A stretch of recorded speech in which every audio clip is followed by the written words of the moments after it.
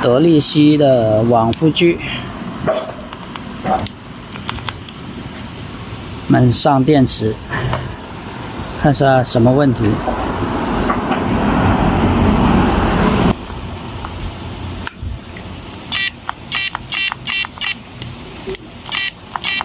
有声音，不会转，拆来检查一下。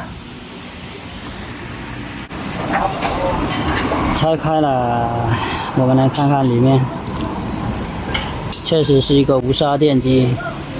前面的齿轮箱是没有螺丝的，这是用物执行拆除还是怎么样？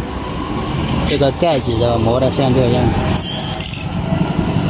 看到底这里面要有螺丝才行。我们看看还能不能修复。这盖为什么会没有螺丝，并且是断掉的？好像前面还有一节还是没有。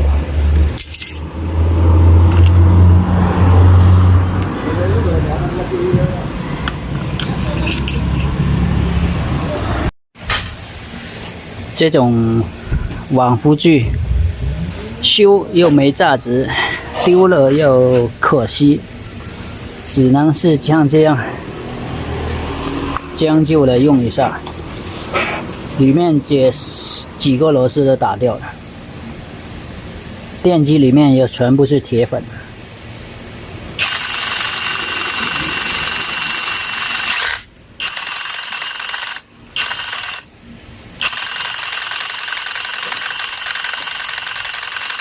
现在简单的修理一下。